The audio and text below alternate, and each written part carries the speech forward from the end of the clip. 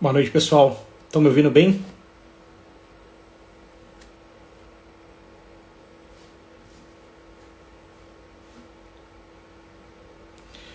Sejam bem-vindos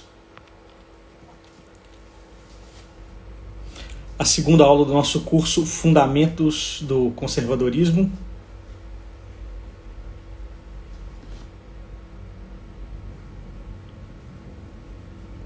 Beleza, vou esperar que o nosso caro professor Henrique Lima entrar, para chamá-lo para a aula. E nós faremos a mesma dinâmica da primeira aula.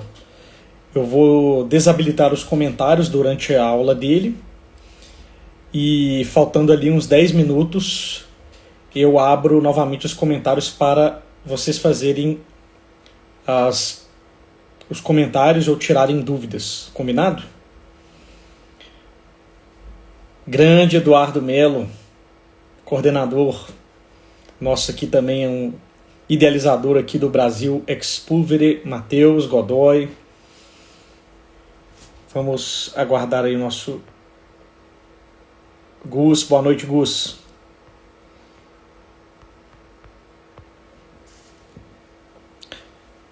Duda, a live ela ficará salva no grupo do Facebook e no Telegram. Para as pessoas que se inscreveram no curso, é gratuita a inscrição. Então, quem está inscrito entra ali, é adicionado ao grupo do Facebook e a aula ficará salva lá. Ela não ficará salva aqui no Instagram. Sei que hoje parece que hoje é o segundo dia do especial de Natal aí do Brasil Paralelo. Tem uma baita audiência, né? Mas teremos aqui pelo menos um grupo aí de alunos para seguir com o nosso curso. Por nada, Duda.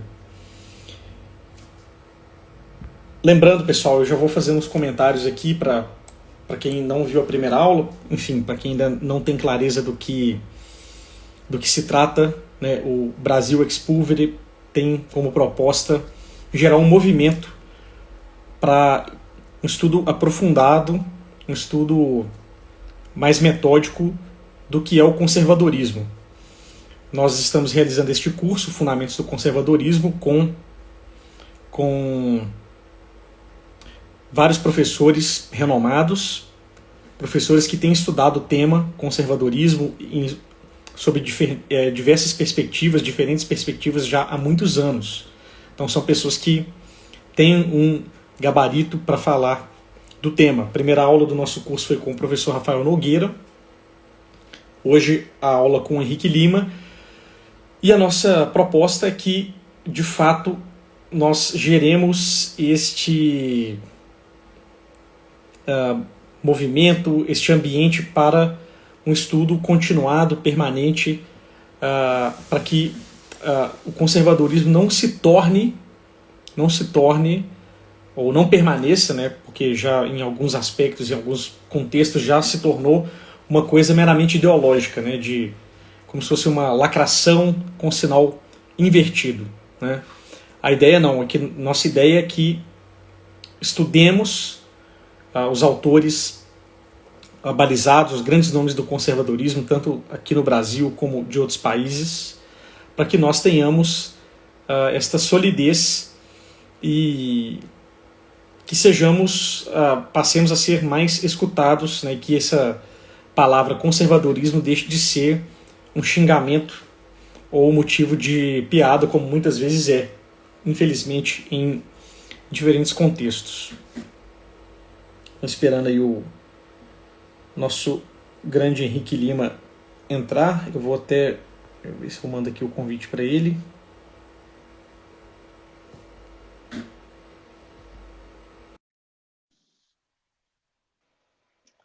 Boa noite, pessoal. Então, a aula de hoje, um tema muito relevante, é uma aula introdutória, é uma aula mais esquemática, porque o tema é muito vasto. O tema da aula é a herança filosófica ocidental. Então, o Henrique chegou aí, e o objetivo é mostrar a importância da nossa herança filosófica do Ocidente para o conservadorismo. O que uma coisa tem a ver com a outra? Então vamos... Henrique, eu já te mandei aí o convite, veja se você consegue verificar aí.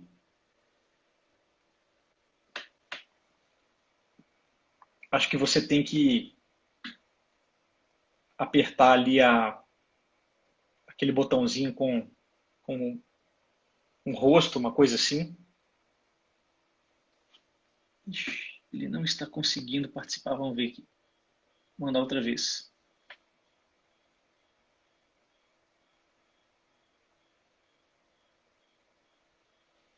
Pessoal, geral, às vezes o Instagram tem esse problema. Caso não dê certo, eu fecho a live e abro novamente para que ele possa, para que ele consiga entrar.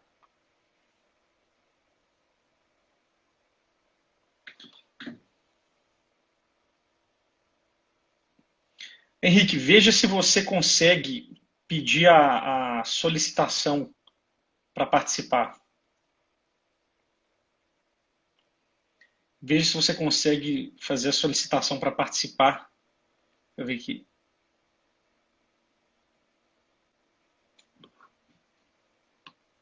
Boa noite, Silvia. Aí. Agora sim. Seja bem-vindo. Boa Sim. noite.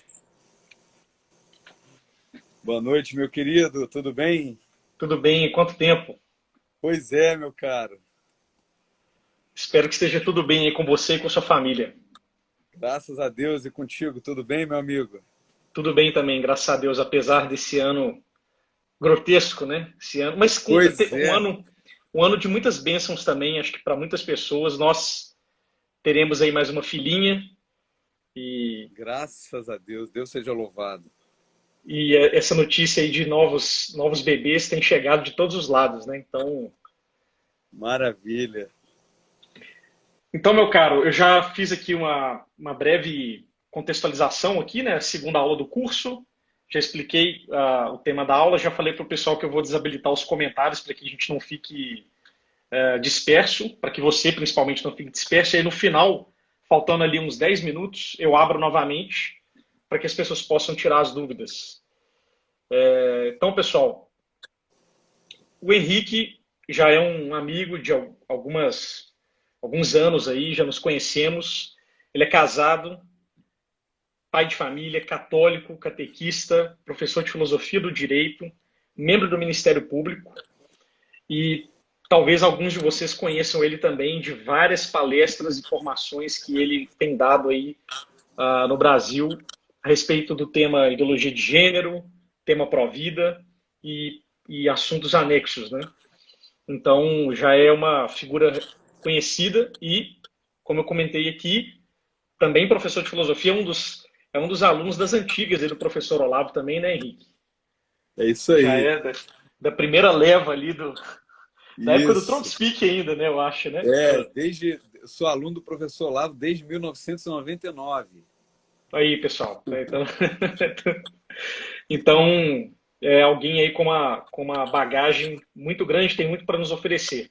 Então, fica agora aí a bola com o professor Henrique, vai falar sobre a herança filosófica do Ocidente e a sua relação com o conservadorismo. Obrigado, Guilherme. Olha só, gente, o tema da aula é a herança filosófica ocidental, né? E eu emendaria, e a sua decadência, né? A herança filosófica ocidental, que é essa que nós reconhecemos e queremos conservar. Este é um curso sobre os fundamentos do conservadorismo, portanto, nós queremos conservar aquilo que é bom e jogar fora aquilo que não presta, né? Então, falemos então sobre a herança filosófica ocidental e como ela entrou em decadência e gerou tudo isso aí que nós estamos vendo, né?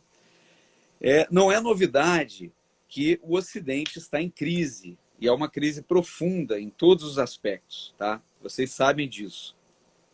Todos nós sofremos as consequências dessa crise. Só que ela tem elementos inéditos, tá? Todas as épocas, por assim dizer, se julgaram numa crise, né? Todas as épocas reclamaram da vida e a nossa não é diferente, né? Nós sempre falamos, olha só essa crise, que coisa terrível. Todas as épocas também fizeram isso. Mas por que a nossa é diferente? Porque a nossa tem elementos inéditos. E quem apontou um desses elementos inéditos foi o grande Papa Bento XVI. Tá? No famoso discurso do Papa Bento XVI perante o parlamento alemão, tá? Se vocês não conhecem esse discurso, podem encontrá-lo lá no site do Vaticano. O discurso completo é uma coisa maravilhosa. Recomendo a todos que leiam o discurso na íntegra.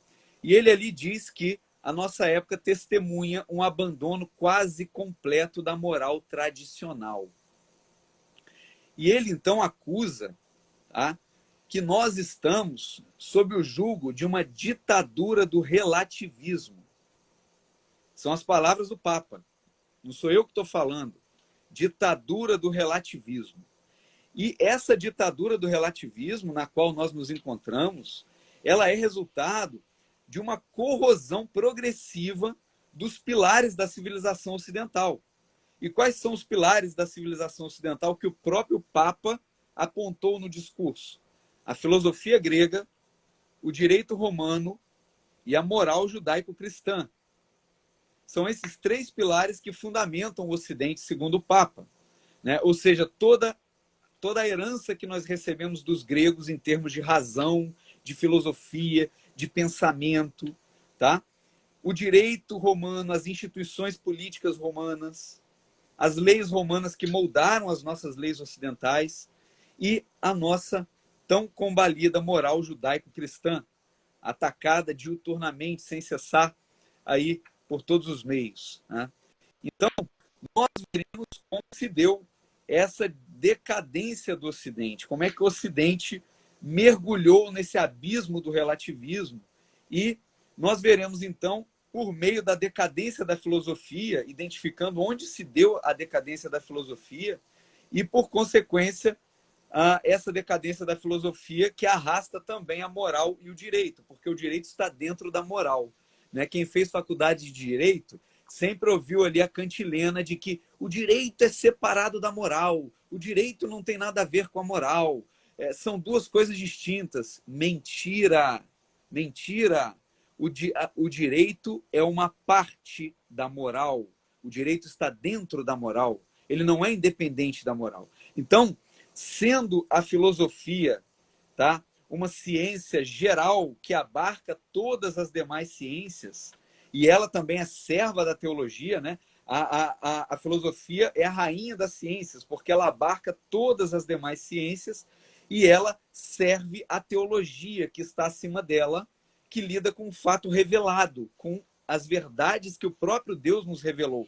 Isso é a filosofia. Então, meus caros, quando a filosofia se degenera, entra num processo de decadência, ela tem o poder de arrastar com ela todas as demais ciências, ciências que lhe são subalternas.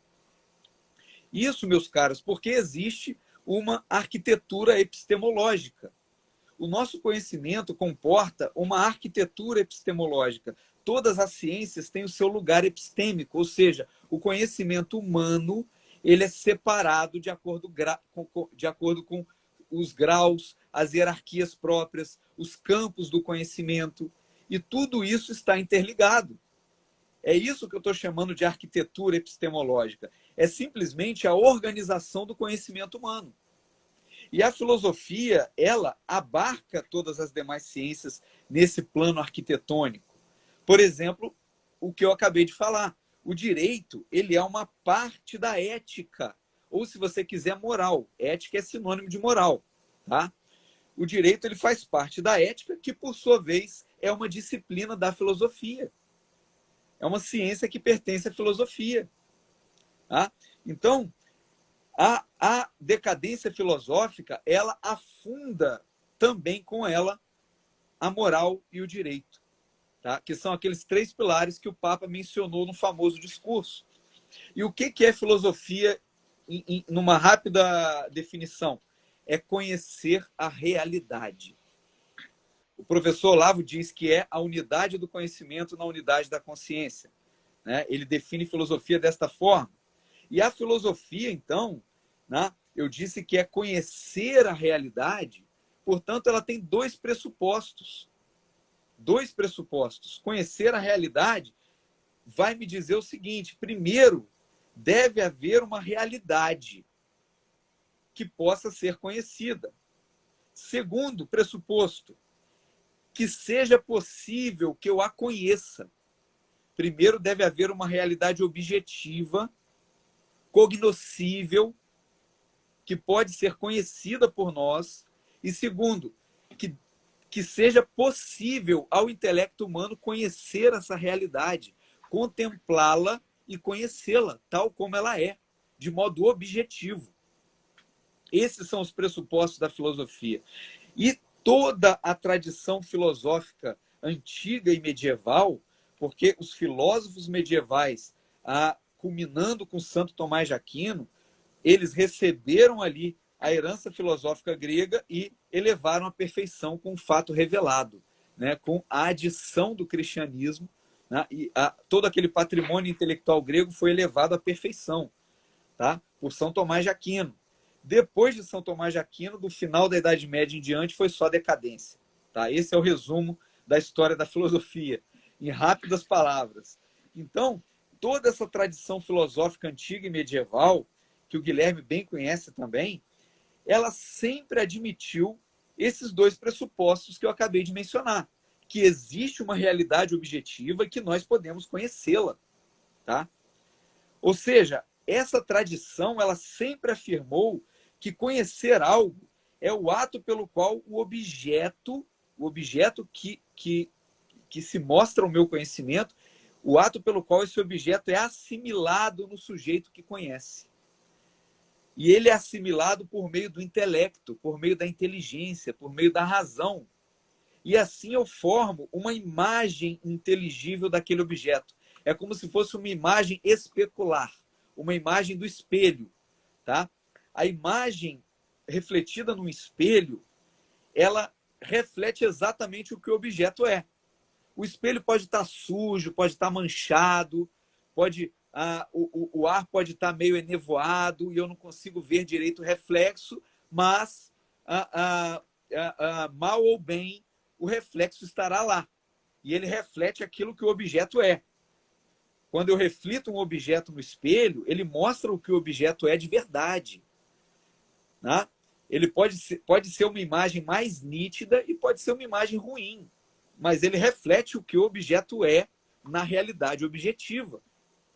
Tá? Então, assim também são as imagens mentais, os conceitos que nós formamos no nosso intelecto quando nós contemplamos a realidade e conhecemos os entes. Tá? E aí, ou seja, o que isso quer dizer? Quer dizer que existe uma realidade da qual eu faço parte e que ela pode ser conhecida. O grande Aristóteles, tá? O filósofo grego, e São Tomás de Aquino, que é um continuador de Aristóteles, tá? E que acrescentou coisas maravilhosas à filosofia de Aristóteles, fez contribuições notáveis. Tá? Eles diziam o seguinte: o intelecto abstrai das impressões sensíveis recebidas a forma inteligível da coisa. E nós fazemos isso por meio do intelecto. Né? E esse conceito que nós formamos no intelecto, que é imaterial, como a alma, a nossa alma também é imaterial, os conceitos que a alma forma são imateriais também, existe uma conaturalidade, esse conceito pode ser dito verdadeiro. Tá? Se tudo funcionou bem, ele é um objeto do conhecimento e o conceito formado a partir daí pode ser dito verdadeiro. E aí Aristóteles tem aquela famosa definição dele na metafísica, a definição de verdade. Ele diz que verdade é a correspondência entre o pensamento e a realidade. Verdade. O que é verdade, segundo Aristóteles? A correspondência entre o meu intelecto, entre os conceitos que eu armazenei no meu intelecto, tá? E a realidade que eu contemplei. Se existe essa correspondência, ou seja, se o meu intelecto é um espelho que está refletindo, mal ou bem, ele está refletindo os objetos reais, eu tenho verdade nisso aí. Essa é a definição aristotélica de verdade. Então, essa crença do sujeito cognoscente, né? Ou seja, quando eu formo os conceitos, eu tenho crenças, eu sei como são os objetos. Se essa minha crença ela é justificada por razões sólidas, eu chego, então, à clássica definição de conhecimento que Platão dá no diálogo Teeteto. E como é que Platão define conhecimento lá no Teeteto? Conhecimento é a crença verdadeira justificada. É a crença verdadeira justificada. Ou seja, eu tenho uma crença verdadeira porque os meus conceitos refletem a realidade. Isso é uma crença verdadeira e eu posso justificá-la. Eu posso fornecer razões para sustentá-la de modo argumentativo. Isso é conhecimento verdadeiro, segundo Platão. Eu já citei aqui São Tomás de Aquino, Platão e Aristóteles. Estamos bem, né? Então vamos continuar. Isso vale. Quais são as ferramentas que eu uso? As ferramentas, os primeiros princípios da razão teórica ou da razão especulativa, as leis da lógica. Isso no campo do conhecimento teórico. E no campo do conhecimento prático? O que é o conhecimento prático? O que eu devo fazer com a minha liberdade? Deus me deu livre-arbítrio. O que eu faço a partir daí? Quais são as regras que vão reger a minha conduta? Eu vou me orientar através do quê? Isso é a razão prática. As leis que determinam a minha conduta, as leis morais, a nossa moralidade. A moralidade individual, pessoal, social, no âmbito da família, no âmbito da sociedade, no âmbito da vida privada. Isso é a razão prática. E São Tomás de Aquino vai falar também dos primeiros princípios da razão prática. Fazer o bem e evitar o mal. Nós devemos fazer o bem e evitar o mal. E aí nós vamos descobrir que bens são esses que nós devemos fazer. São as leis morais. O que eu devo fazer? O que eu devo seguir? Eu devo respeitar a vida do meu próximo, a propriedade do meu próximo. Eu não devo cobiçar a mulher do meu próximo, respeitar as coisas alheias, dar sempre bom testemunho, falar a verdade, nunca prestar falso testemunho, honrar pai e mãe, honrar sobretudo a Deus, servi-lo e amá-lo. Essa é a lei moral da vida humana. Tá? Então, esses conhecimentos, esses princípios primeiros da razão teórica e da razão prática, as leis da lógica e as leis da moralidade, eles são intrinsecamente justificados. Tá? E a partir deles eu extraio conclusões sólidas e válidas e justificadas, como Platão fala no Teeteto. São crenças verdadeiras justificadas. Isso é o conhecimento humano, isso é a filosofia, meus caros. Então, isso não quer dizer que o intelecto não possa errar. O intelecto pode errar.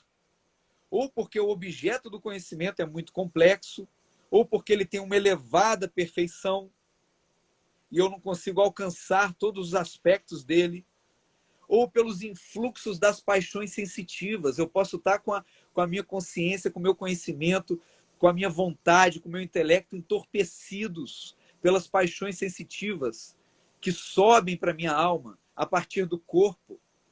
Né? O sujeito que é viciado, que é viciado, por exemplo, em sexo, o sujeito que é viciado em pornografia, o sujeito que é viciado em falar mentira, tantos e tantos vícios morais que nós podemos pensar aqui, essas paixões da alma podem comprometer o conhecimento da realidade. O intelecto pode errar. E, além disso, a filosofia ela sempre vai ser uma forma de docta ignorância. Ou seja, aqui é um paradoxo, né? Uma ignorância sapiencial, né? A filosofia é uma forma de ignorância sapiencial.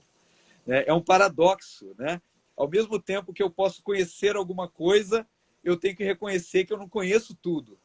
Eu conheço alguma coisinha da realidade, mas eu devo reconhecer, se eu quero ser um autêntico filósofo, que eu não posso conhecer tudo. Eu não posso esgotar a realidade, eu não posso conhecer todas as coisas. Tá? Então, eu não estou dizendo que o intelecto humano é superpoderoso, capaz de conhecer tudo, de perscrutar todas as realidades. Não é disso que eu estou falando. Nós somos limitados, nós somos imperfeitos.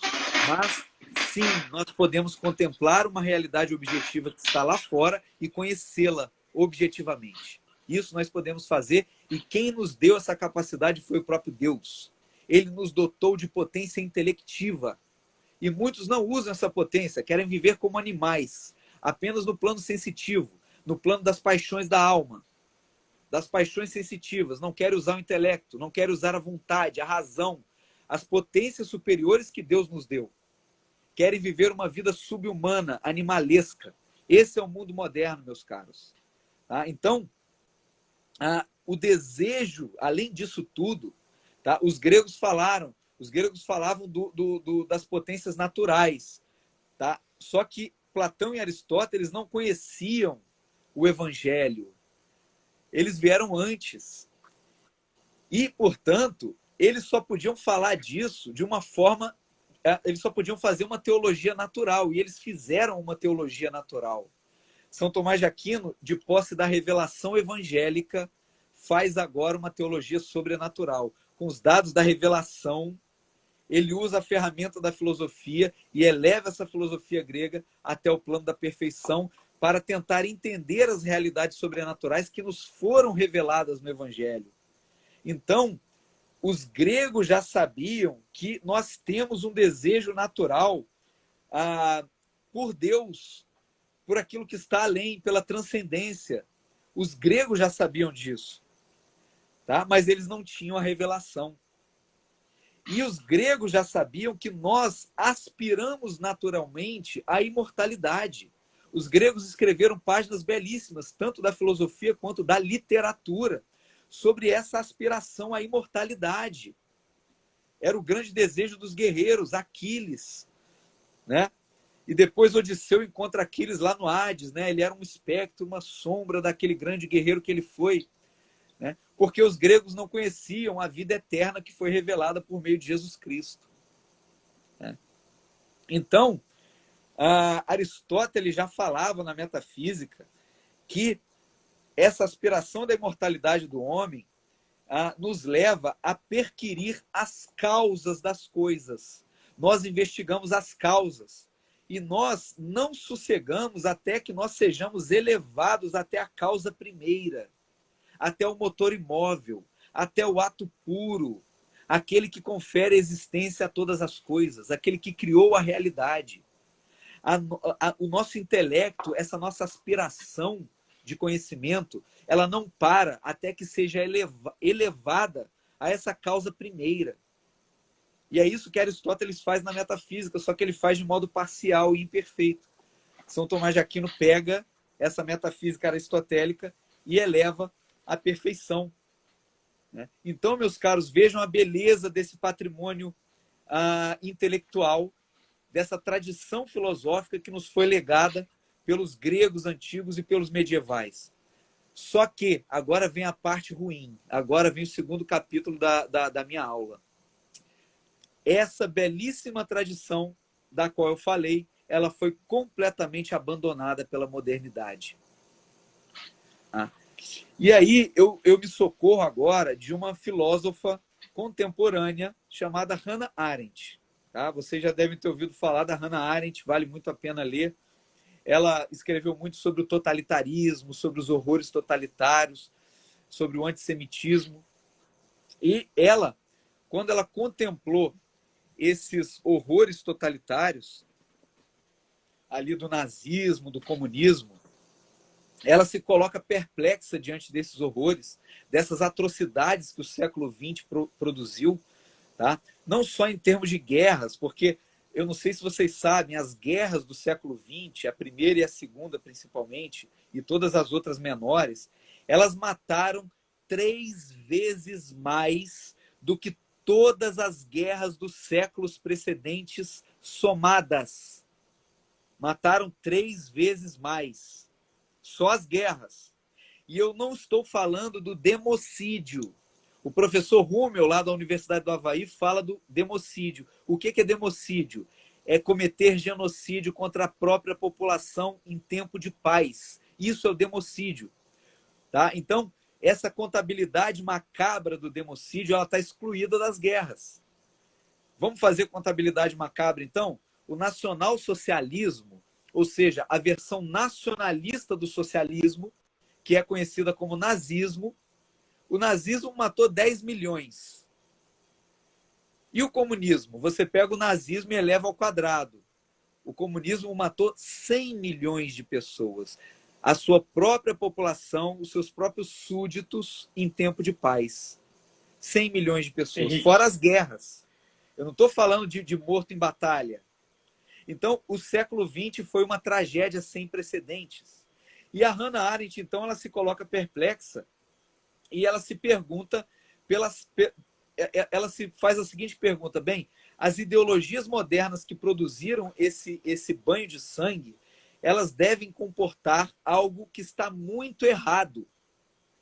Elas devem conter um erro fundamental. É a pergunta que ela se faz. E aí, ela vai investigar esse erro fundamental para tentar localizá-lo, e ela vai retroceder na história e vai localizar esse erro onde? Entre os séculos XVI e XVII, no alvorecer da filosofia moderna. Tá? Henrique, Justamente a época que prenuncia o gigantesco desenvolvimento das ciências naturais. Diga, Guilherme. Só uma dúvida. Nessa contabilidade macabra, você está colocando também as vítimas do aborto ou não? Você está pensando, porque ainda tem as vítimas do aborto, né? Meu querido amigo Guilherme, muito obrigado por me lembrar do pior dos holocaustos, o holocausto silencioso do aborto. O holocausto silencioso do aborto. O bebê inocente indefeso no útero da mãe. Tá? É trucidado, é esquartejado, é feito em pedaços por uma tesoura cirúrgica. E ele emite um grito silencioso. Ele não tem meios de defesa. Se vocês virem uma ultrassonografia de um aborto, vocês vão ficar horrorizados. O bebê tenta fugir da tesoura cirúrgica que corta o bracinho, que corta a perninha, que decapita o bebê. Ele tenta fugir, ele tenta gritar, só que ele não consegue gritar. É o grito silencioso, é o pior dos holocaustos, o holocausto cometido contra pessoas totalmente inocentes, indefesas, que nada fizeram, tá? Que não tiveram sequer o direito de nascer, que é o primeiro e mais importante direito natural da pessoa. Então, vejam o holocausto, o tamanho dos holocaustos. Eu falei de guerras, eu falei de genocídios, que o professor Rummel chama de democídios, e agora o Guilherme lembrou o aborto. O aborto. Qual foi o primeiro país do mundo a legalizar o aborto? O aborto sempre existiu na história da humanidade, sempre se fez aborto. Tá? Agora, qual foi o primeiro país do mundo a legalizar, a dizer que isso era certo, a colocar isso na lei? Foi a União Soviética. Depois da Revolução Comunista, uma das primeiras medidas da Revolução foi legalizar o aborto na União Soviética. Então vejam a tragédia do século XX. E Hannah Arendt vai dizer onde está o erro fundamental. E ela vai dizer que o erro fundamental é a alienação do homem frente ao mundo. A alienação do homem frente ao mundo. E ela vai dizer que a expressão mais concisa desse erro fundamental é o de omnibus dubitandum est, que é uma expressão latina de Descartes, que se traduz da seguinte maneira: tudo é duvidoso. Tudo é duvidoso.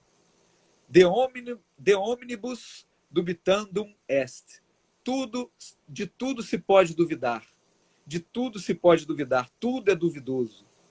Ou seja, não há certezas, não há conhecimento objetivo. Essa é a dúvida metódica de Descartes, né? Que é totalmente diferente de um ceticismo natural de todo mundo que raciocina. É totalmente diferente disso. É uma coisa profundamente radical e que rompe com a tradição filosófica grega e medieval. Tá? Então, a partir daí, a evidência dos sentidos, aquela confiança que nós temos nos dados que nos chegam pelos sentidos, e a própria razão que vai trabalhar esses sentidos e formar os conceitos, tá? O processo que eu expliquei no início, isso tudo vai ser questionado, vai ser posto entre parênteses. Opa, vamos ver com calma isso aqui. Isso aqui tudo é duvidoso, vai dizer Descartes. Ou seja, ele vai desconfiar da nossa capacidade de conhecer. Esta é a base do mundo moderno. E a Hannah Arendt vai dizer, aqui está o erro fundamental que levou a todo esse genocídio. Ou seja, aquela veracidade da nossa relação com a realidade. O que eu disse? Que a verdade é a correspondência entre o intelecto, entre a inteligência e a realidade que o intelecto contempla, que ele concebe, que ele entende. Isso é verdade. Quando há essa correspondência, a imagem do espelho, que reflete o objeto conhecido. O nosso intelecto é o espelho. Quando há essa relação de veracidade, tá? Nós conhecemos as coisas. E o que Descartes vai dizer? Vai colocar isso em xeque. E quando ele põe isso em xeque, cai também, junto com isso, cai também toda a metafísica e toda a teologia. Tá? Ele joga a metafísica por terra e a teologia também. Vocês vão ler, se vocês lerem as meditações metafísicas de Descartes, é ele duvidando de tudo o tempo todo. Essas são as meditações metafísicas de René Descartes. Né? Ele até diz assim, não, será que um gênio maligno está me enganando? O mundo é produzido por um gênio maligno, um demiurgo, que criou essas impressões e está me enganando. A modernidade, meus caros, entra numa loucura que não tem fim. Tá? E termina nesse genocídio, nas guerras, nos genocídios contra a população inocente em tempo de paz, no holocausto invisível do aborto. A tragédia começa onde? Na corrupção da filosofia, na corrupção do pensamento. Tá? E aí, essa dúvida moderna, ela acaba com a filosofia, ela mergulha o Ocidente onde? No relativismo, no abismo do relativismo que o grande Papa Bento XVI apontou perante o parlamento alemão. E aí, o que a modernidade vai concluir? Que nós não podemos conhecer nada de modo objetivo. Tudo é subjetivo. Tudo depende do sujeito cognoscente. Tudo é relativo. Tá? Ou seja, o homem se torna a medida de todas as coisas. Né? Naquela famosa citação do sofista Protágoras. Né? Protágoras foi um famoso sofista da Grécia Antiga. E ele dizia, o homem é a medida de todas as coisas. E aí a modernidade vem e resgata esse erro dos sofistas que foram refutados por Platão, por Aristóteles. A modernidade pega o erro do sofista e consagra como a pedra fundamental da filosofia moderna. É isso que faz a modernidade. E aí esse modernismo é um tumulto insano, uma fábrica de doutrinas absurdas, em que a única constante é a perene ditadura do relativismo, essa ditadura do relativismo que não tem fim, como acusou o Papa Bento XVI. E, meus caros, eu digo para vocês, nenhum dos antigos pretendeu criar um sistema de certezas. Nenhum dos antigos disse, nós podemos conhecer tudo. Pelo contrário, tá? Eles diziam que as coisas elas não são totalmente cognoscíveis para nós, que a realidade ela encerra algo de misterioso e que elas só são cognoscíveis em alguma medida porque elas foram criadas por Deus. As coisas foram criadas por Deus, pela inteligência divina. E como nós também somos dotados de inteligência e há uma conaturalidade entre a nossa inteligência e a inteligência divina, é por isso que nós somos capazes de conhecer as coisas em alguma medida. Tá? E por causa deste mesmo fato, tá? Ou seja, pelo fato de as coisas terem sido criadas por Deus, é também por isso que nós não podemos conhecê-las na sua totalidade. Nós não podemos abarcar as coisas na sua totalidade e conhecê-las em absoluto. Pois só Deus que as criou pode conhecê-las de modo absoluto. Nós não. Então, o que isso quer dizer? Que as coisas, o nosso conhecimento humano, ele sempre será limitado. Ele sempre será parcial, precário, imperfeito, até mesmo no céu. Tá? Nós nunca vamos conhecer tudo a respeito de Deus. Porque para você conhecer tudo a respeito de Deus, você precisa ser Deus. Só o Filho conhece o Pai perfeitamente. Só o Pai conhece o Filho perfeitamente. e o Espírito Santo, né? Só as pessoas divinas se conhecem perfeitamente. O homem nunca conhecerá tudo a respeito de Deus, simplesmente porque ele não pode ser Deus. Tá? Então, mesmo aqui na Terra, nós não podemos conhecer a realidade criada. Tá? E aí, São Tomás de Aquino vai dizer, lá no comentário ao Credo, nenhum filósofo até hoje foi capaz de abarcar sequer a essência de uma mosca. Nem sequer a essência de uma mosca. E o mesmo São Tomás de Aquino que diz, a inteligência penetra até a essência das coisas. Ele diz isso lá na Suma. A nossa inteligência penetra até a essência das coisas. É o mesmo São Tomás de Aquino que diz, lá no De Veritate, as essências das coisas nos são desconhecidas. Ué, mas como assim? Na Suma ele diz que o nosso intelecto penetra até a essência das coisas e no De Veritate ele diz que as essências das coisas nos são desconhecidas? Parece uma contradição, um paradoxo. Mas é isso mesmo, meus caros. O nosso conhecimento é limitado, é parcial, é imperfeito. E aí, Chesterton, tá? O grande Chesterton, que vocês já devem ter ouvido falar, o grande pensador católico, boa, Guilherme, esse grande Chesterton aí, que escreveu essa maravilhosa biografia de São Tomás, lançada pela minha Biblioteca Católica, né? Então, Tomás, ele era...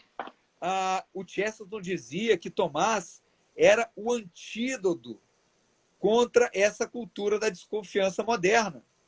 Tomás era o antídoto contra essa cultura da desconfiança moderna, contra essa cisão entre sujeito e objeto que se formou na modernidade. Ou seja, existe um profundo abismo que a modernidade colocou entre sujeito e objeto.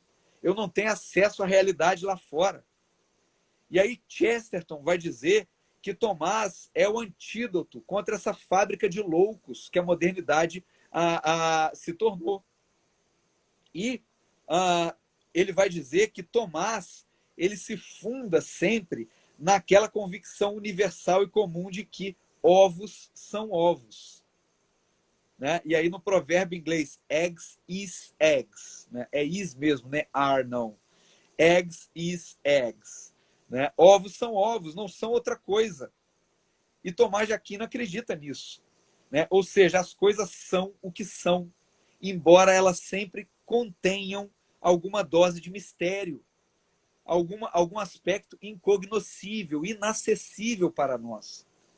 Né? E aí, a conclusão é a seguinte: ou o ato primário do conhecimento de qualquer realidade é um ato real, verdadeiro, ou nunca nós poderemos conhecer nada. E nós nem poderemos formular as questões. E nós nem poderemos tampouco existir intelectualmente, pretender fazer qualquer exercício intelectual. Porque eu me encerro num cárcere egoísta, ególatra, e eu digo, eu não posso conhecer nada lá fora. Então eu não posso nem existir intelectualmente, eu não posso nem fazer filosofia. Não é difícil enxergar, meus caros, que isto, a modernidade, a filosofia moderna, é a morte da filosofia. Ou seja, é preciso que nós resgatemos essa ponte entre o nosso espírito e a realidade lá fora. Realidade essa que nós podemos conhecer, sim. É o que Chesterton chamava de senso comum. Ou seja, o primeiro ato do intelecto é o conhecimento de alguma coisa, um conhecimento real e verdadeiro. Isso não quer dizer que é um ato perfeito nem definitivo. E aí, reconhecendo essa precariedade, a modernidade conclui que não há nada de definitivo e não há conhecimento objetivo. É claro que a modernidade, depois disso tudo que eu falei, eu espero que fique claro que a modernidade ela padece de uma híbris prometeica, né? De uma ambição prometeica, que é a seguinte: ou se conhece tudo, ou não se conhece nada. Né? É uma birra de criança mimada. Imagina a criança mimada fazendo uma birra. Né? Ou eu quero tudo, ou eu não quero nada. Né? A criança mimada que faz esse tipo de birra. Né? O homem moderno faz isso. Ou eu conheço tudo, ou eu sou capaz de conhecer tudo, ou então também eu não quero conhecer nada. Né? Meu Deus, que birrinha é essa? Isso é uma birrinha filosófica, isso é uma infantilidade. Tá?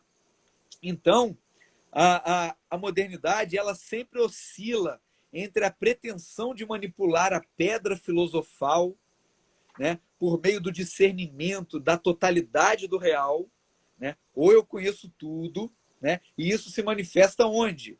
Por meio desses esquemas ideológicos reducionistas. Por exemplo, o marxismo, que vai dizer a pedra filosofal são as classes sociais, as relações econômicas entre as classes sociais. Isso explica a realidade inteira. E aí ele faz toda uma filosofia, uma sociologia, tá? uma filosofia da história a partir da economia. Ele reduz tudo ao aspecto econômico. Isso é um esquema ideológico reducionista. É essa ambição moderna de dominar a pedra filosofal do conhecimento da realidade, de querer conhecer tudo por meio de uma chave única explicativa. E qual é a tendência oposta? A modernidade oscila entre as duas. A tendência oposta é, então eu não posso conhecer nada. É o desespero cético. Esse desespero cético que rejeita o conhecimento dos antigos, conhecimento limitado, precário, imperfeito. E aí se perde a noção do mistério. E esse desespero cético está, por exemplo, em Kant. Kant que diz que nós não podemos conhecer a coisa em si, nós não temos acesso à realidade, mas ele acaba descrevendo objetivamente todo o aparato cognitivo humano. Meu filho, peraí, como é que você diz que não pode conhecer a coisa em si e você descreve, faz uma teoria do conhecimento explicando como o homem conhece as coisas, os fenômenos? Né? Peraí, você está fazendo uma descrição objetiva de si mesmo. Né? Então, como é que você não tem acesso à coisa em si? E você diz que essa descrição é universalmente válida, vale para todos os homens. Esse desespero cético está também em David Hume, tá? Que vai negar o princípio da causalidade. Ora, eu queria ver um juiz humeano, né? Que vai dizer o seguinte, ó, se eu matar uma pessoa, eu vou dar um tiro no meu vizinho aqui, suponhamos. E aí eu vou ser julgado por homicídio. Se o juiz for adepto da filosofia de Hume, ele vai dizer, não há relação de causa e efeito entre o tiro que o Henrique deu e a morte do vizinho dele. Não há relação de causa e efeito, porque David Hume nega o princípio da causalidade.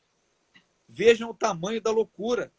Esse desespero cético está, por exemplo, em Nietzsche. Nietzsche diz textualmente, as verdades são ilusões, não há verdades. As verdades são ilusões. Ele diz isso. E aí a pergunta que se coloca é, isto que ele acabou de dizer é verdade? É verdade que não há verdades? Então vejam, meus caros, que os relativistas eles não vivem de acordo com as suas premissas, porque o relativismo não se sustenta. Imagina o relativista no médico, o médico relativista dizendo, você tem qualquer doença, pode tomar qualquer remédio. O relativista, nessa hora, não é relativista. Ele quer saber o diagnóstico exato, objetivo, e ele quer saber qual é o tratamento objetivo que ele deve seguir. Imaginem se o gerente do banco diz para o relativista, ele vem reclamar assim, ô gerente, olha só, eu tinha 10 mil reais na minha conta, agora só tem 100 reais. E o gerente diz assim, não, isso é relativo. Essa verdade é relativa. Né? 10 mil, 100, tanto faz. A verdade é relativa. Né? Não, o relativista não vai aceitar isso, porque nessa hora ele não é relativista. Ele quer os 10 mil reais na conta dele. Objetivamente. Então, a ideia de que o sujeito é o único polo seguro do conhecimento da realidade, né? Se é que existe realidade, tá? Ou seja, que esse sujeito é a medida de todas as coisas, que ele até mesmo condiciona essa realidade, essa é a nota marcante da modernidade, né? Que é essa escola de suspeita, a modernidade filosófica é essa escola de suspeita inaugurada por Descartes. Né? Ou seja, a modernidade é uma prisão dentro do próprio ego, é uma alienação do homem frente ao mundo. Né? E esse relativismo, como eu disse no início, ele alcança também a moral e o direito, que são aqueles 3 pilares que o Papa Bento XVI citou. Tá? Ou seja, aqui eu lembro também que tudo isso tem antecedentes medievais, né? O nominalismo, que diz assim, essas coisas universais que vocês dizem, né? Por exemplo, a humanidade, a crença de que existe uma essência comum partilhada por todos nós humanos. Isso não é uma coisa real, não. Isso não existe. Isso é só um nome, é só um flatus vocis, é só um som que você emite, uma palavrinha que você inventou para designar um conjunto de indivíduos. Tá? Só que isso que você chama de humanidade não existe. Só existem indivíduos particulares, atomizados, que não têm conexão entre si, ou seja, não partilham da mesma humanidade. Isso foi engendrado lá no final da Idade Média. E isso colocou a possibilidade para a filosofia moderna.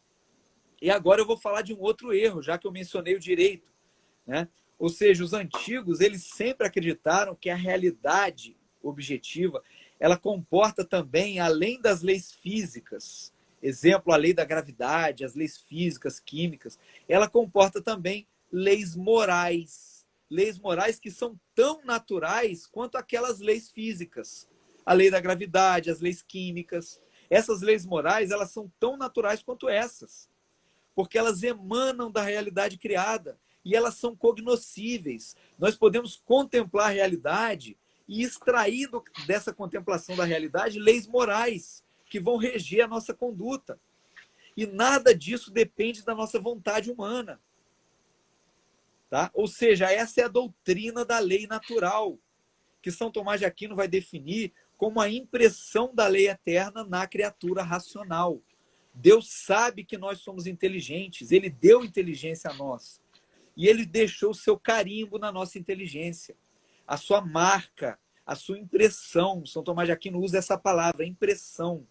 Tá? Ou seja, a sua lei eterna, a lei eterna que existe no próprio Deus, quando ele nos cria, quando ele cria a realidade, quando ele cria o ser humano, ele deixa ali uma sombra, uma impressão dessa lei eterna. E isto nós chamamos de lei natural. São as leis que regem a nossa conduta.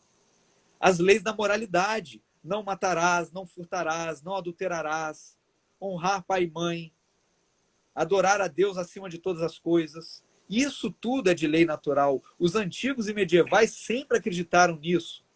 Né? Por exemplo, o homicídio. Se o Código Penal for revogado, o homicídio passa a ser correto? Deixa de ser errado matar uma pessoa inocente? É claro que não, porque o caráter mau, errado, perverso, criminoso do homicídio, ele não está fundado na lei positiva, no Código Penal, ele está fundado na natureza, na realidade das coisas. E com a modernidade, Deus é banido e a lei natural é negada. A lei natural que é racional. E aí o que a modernidade vai dizer? Que o certo e o errado, o bem e o mal, não se determinam mais pela natureza das coisas, e sim pela vontade arbitrária. É a vontade arbitrária do homem que vai determinar o caráter certo e errado das nossas ações.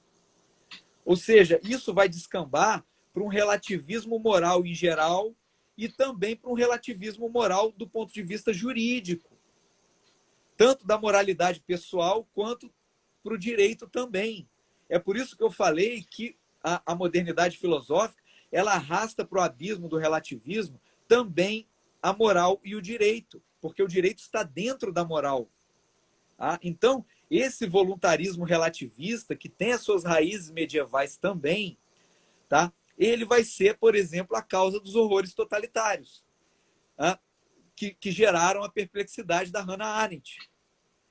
Então, tudo que Hitler fez, tudo que Stalin fez, todo o genocídio que eles perpetraram, estava amparado pelo direito positivo, pelas leis escritas, pelos regulamentos internos do Partido Nacional Socialista, pelos regulamentos internos do Partido Comunista Russo. Tudo estava amparado pelo direito positivo. Foram ordens legais, válidas, mas profundamente contrárias à lei natural, ofensivas à lei natural, que são essas regras morais que eu encontro na realidade objetiva e que eu não posso revogar de modo algum. Nenhum homem tem poder para revogar a lei natural. A modernidade, ela desvincula a liberdade da verdade. O que disse a Revolução Francesa? Liberté. Os antigos e medievais sempre souberam que a liberdade estava intrinsecamente atrelada à verdade. Não existe liberdade sem verdade. E o que a modernidade faz? Ela rompe esse vínculo. E aí eu sou livre para ser o que eu quiser. Eu posso escolher o meu gênero. Eu posso escolher milhares de gêneros possíveis. Eu sou livre para abortar. Eu posso matar o bebê no útero da mulher. Eu sou livre para isso. Eu sou livre para fazer o que eu quiser. Isso é a liberdade desvinculada da verdade. A verdade que eu encontro nas coisas, na natureza, na lei natural que Deus colocou quando Ele criou o mundo. A liberdade, ela não é um valor em si mesmo. Ela precisa estar atrelada à verdade. E a lei natural moral é a verdade. A verdade que eu encontro nas coisas, na minha própria natureza, observando a minha natureza humana. Eu encontro ali as regras que regem a minha conduta, que devem regê-la. E aí, meus caros, eu termino dizendo o seguinte, fazendo um apelo. Vamos reaprender com a sabedoria antiga e medieval. Vamos romper com essa nefasta ditadura do relativismo moderna. Vamos resgatar o verdadeiro conservadorismo. E o que é o verdadeiro conservadorismo? É a tradição, que vem do latim traditio. O que é tradição em latim? É transmissão, entrega. Ou seja, eu conservo a herança que eu recebi dos antigos e medievais. Eu posso excluir aquilo que não serve, tá? Também não é para aceitar o pacote completo, não é disso que eu estou falando. Eu conservo a herança que eu recebi, eu aumento o patrimônio e valorizo o patrimônio que eu recebi em herança. E, por fim, eu transmito esse patrimônio às próximas gerações. Isso é tudo, meus caros. Muito obrigado pela atenção. Excelente, Henrique. Muito, muito bom. Muito bom mesmo. Eu vou ativar os comentários aqui para as perguntas e dúvidas. Pessoal, quem tiver perguntas, eu queria só fazer 2 indicações de leituras para quem quiser explorar um pouco mais esses 2 elementos que você mencionou. Faltam 2 minutos para acabar a live. Você teria mais uns 10 minutos, Henrique, para a gente reabrir e tirar as dúvidas? Tenho. Tá. Então, pessoal, prazer. Na hora que acabar aqui, eu vou reabrir a live para a gente poder seguir para o Henrique poder seguir tirando as dúvidas, tá? Mas 2 indicações bibliográficas, que é o livro A Abolição do Homem, do C.S. Lewis, que ele vai falar justamente isso, olha, esses valores, essa moral natural, ele existe em todas as culturas. Ainda que com imperfeições e com diferenças, né? Ele vai dizer, por exemplo, que, olha, exatamente, a abolição do homem. Quer dizer, ainda que em algumas culturas permitam, por exemplo, o homicídio em certas circunstâncias, você não pode chegar, não existe nenhuma cultura que permita que o sujeito simplesmente da cabeça dele chegue lá e assassine o vizinho. Isso nunca existiu, né? E a outra leitura que eu indicaria, que acho que também está muito em sintonia com a sua aula, é aquele livro do Giovanni Reale, O Saber dos Antigos. Um livrinho também belíssimo, que ele vai enfatizar justamente essa herança e como que a modernidade não dá conta de explicar essa bagagem belíssima dos gregos, dos romanos e dos medievais.